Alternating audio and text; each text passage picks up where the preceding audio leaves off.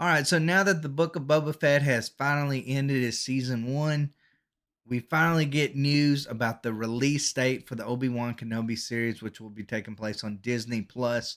Uh, let's go ahead and let's just get right on into this article. It says Disney and Lucasfilm announced a release date for their upcoming Obi-Wan Kenobi series. In a press release, Disney Plus and Lucasfilm revealed that Obi-Wan Kenobi will arrive on Disney Plus on May 25th. So not too far away, not too far away. They also released a new poster featuring the release date. Poster looks good. Poster looks good. I mean, I'll admit, after the Book of Boba Fett, I'm kind of sick and tired of seeing the desert, but you know what? By May 25th, I might feel differently. The press release also included a brief synopsis for the series. It states the story begins 10 years after the dramatic events of Star Wars Revenge of the Sith, where Obi-Wan Kenobi faced his greatest defeat, the downfall and corruption of his best friend and Jedi apprentice, Anakin Skywalker, who turned to the dark side as evil Sith Lord Darth Vader. All right, so we finally kind of get an idea of where this is set 10 years in the future. And we, of course, already know there is going to be Darth Vader will be showing up in this series as well. So that's always a plus.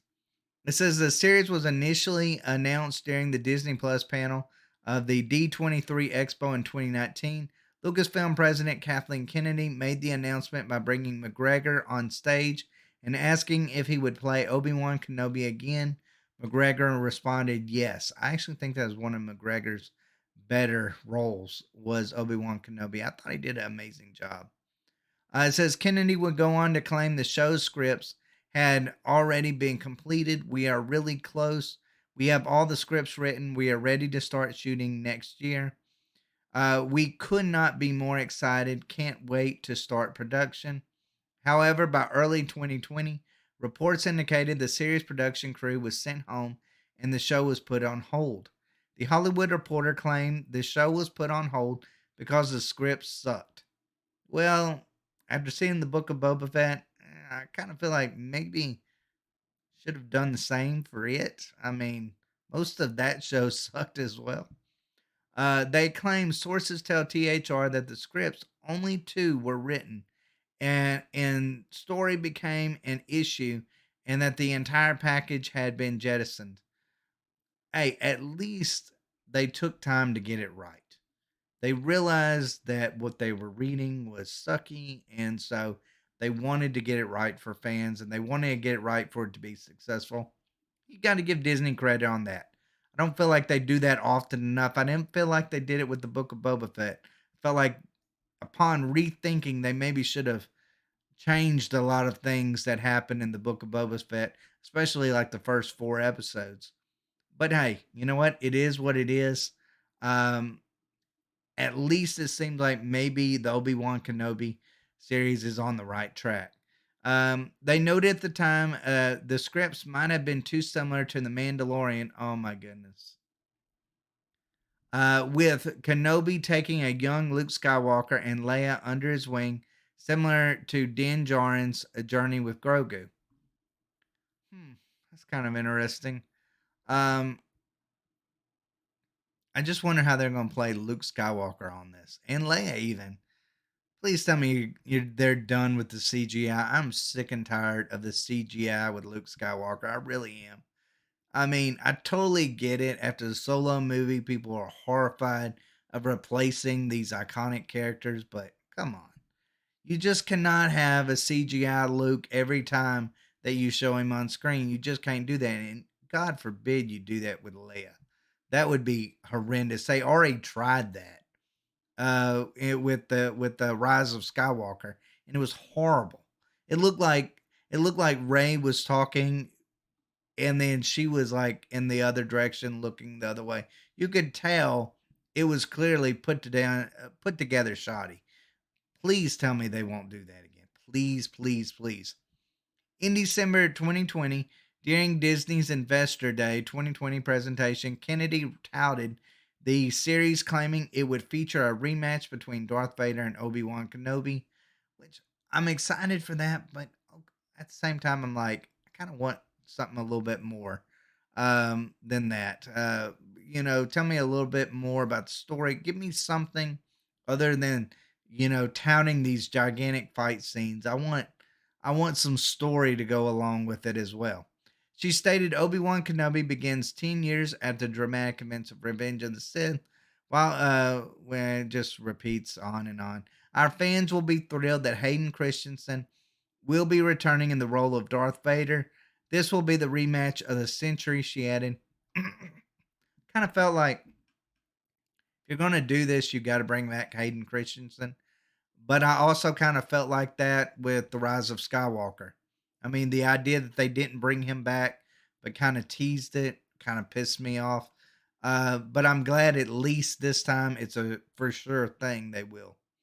The show's showrunner, Deborah Chow, confirmed the rematch, telling Games Raider, we couldn't tell the story of Obi-Wan without Darth Vader. Now, I wonder if they're going to do this in season one. Because, look, they've already touted it. And it really seemed like that's the only thing that it's got going is fans are excited for the rematch between, Anakin Skywalker and Obi-Wan Kenobi. But at the same time, what would happen in season two? What would they be able to do then? You've already got the highlight of the series. So I mean, I just wonder if they would do it too soon or if this would be something we would see maybe a couple years down the line. She added, "We will definitely see Obi Wan and Darth Vader get into it again." Chow also provided further details on a short teaser for the show on Disney Plus. She said, "This is quite dark time that we're coming into with him. Just being a Jedi, it's not safe. There's a Jedi hunters out there, and I wonder if we'll actually get to see that. I wonder if it'll be kind of like Rebels, where we get to see these Inquisitors going out there and going after Obi Wan Kenobi.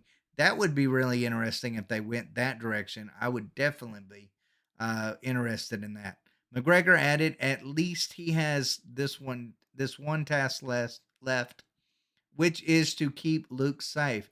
Chow then states, "That's definitely a starting place for our story. The interesting this is going to be where it goes from there." Chow would later state, "We couldn't tell the story of Obi-Wan Kenobi without addressing Anakin or Vader." McGregor added, "Have another swing at each other might be quite satisfying for everybody." You know what? I kind of felt that way with the Obi-Wan Kenobi versus Darth Maul scene, but that was kind of a letdown. I hope this won't be a letdown because that fight scene between Anakin and Obi-Wan the first go around was epic. I think everybody agrees upon that. If you have anything that's less than that, it's not going to be worth having. The way I look at it. The series stars Ewan McGregor. Just basically just goes on stating who is in it and who's starring in it. Um, I don't know. Some things kind of worry me. I'm not gonna lie. Um, I feel like maybe there's getting to be too many of these shows that are too close together.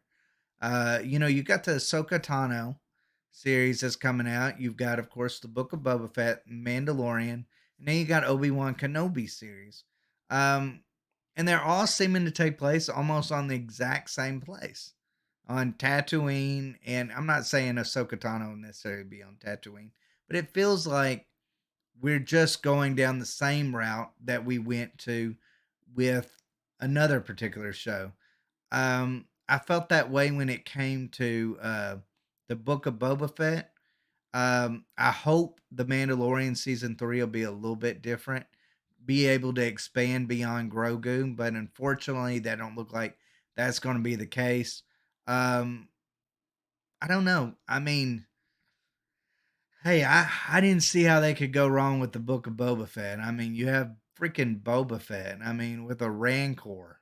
I mean, if you would have told me that Boba Fett riding a Rancor would be boring, I would have laughed it in your face. I would have said that's impossible.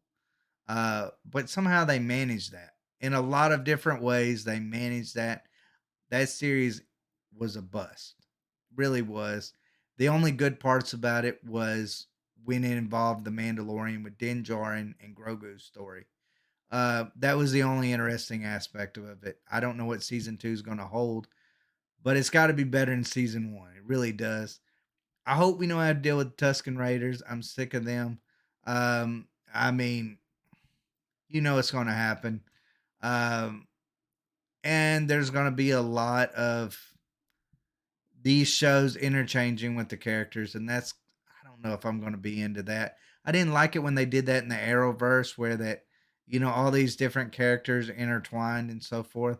It's cool, like maybe one or two times, but you don't want this to turn into like the new Arrowverse, where it's like every week, hey, tune in to see who the new person is that they're going to be showing, and what show you'll have to watch this episode or this week to keep up with your favorite characters. I'm like, I don't need that. I don't want that. Not to say that I'm not going to watch all these shows. I'm probably going to watch every single one of them. But at the same time, I don't want it again. I don't want an Arrowverse 2.0 where that Ahsoka Tano is the guest star on Obi-Wan Kenobi, and then Obi-Wan Kenobi is a guest star on The Mandalorian, and vice versa, and whole storylines and plots revolving around characters from other shows, and then you have to catch those shows. No, I don't want that. I definitely don't want that. I think the plot sounds interesting. I'm curious to know how they're going to make this a whole season. When it comes to Obi-Wan Kenobi, I'm curious to know what he was up to for all those years. A lot of it just kind of felt like he was wandering around the desert. But I know there was more to it than that. I mean, he probably, went all over the universe, or at least the galaxy, at least at certain times. So, I mean, hey, we'll just have to see. We'll just have to see. Um, I would be more excited about this show if I hadn't have just watched the Book of Boba Fett. And I was more interested in the Mandalorian season 3. Um, but I don't know. I don't know. I just hope that these aren't just like mediocre. This isn't just a mediocre show. That it's just being played up because it's got Obi-Wan Kenobi in it. I really hope it's not that. But we'll just have to see. Again, the Book of Boba Fett really kind of was a downer for me. I didn't think you'd make Boba Fett boring. They somehow did. Um, I hope they don't do the same thing for Obi Wan Kenobi. He was by far my favorite character from the prequels. And I think Ewan McGregor does a great job as Obi Wan. So it'll be fun seeing him back on screen. But anyways, guys, let me know what y'all think down below. Hey, are y'all excited for this series? I mean, are y'all? I mean, y'all think this is going to be a hit? Do you feel like it's going to be a bust? Do you feel like it's just a attention grabber? Kind of feels, at least to me, kind of like that. Do you feel like there's too many shows that's dealing with the same area and time? Um, Kind of feels that way to me. I don't know if it feels like that way to any of the rest of y'all, though. But, anyways, guys, let me know what y'all think down below. And as always, guys, y'all can now catch us not just on YouTube, but on Rumble and Minds as well. Please, if you're watching on whatever platform it is, please like, subscribe. Helps this channel grow and stay competitive with the larger channels. As always, guys, thanks for watching. Y'all take care.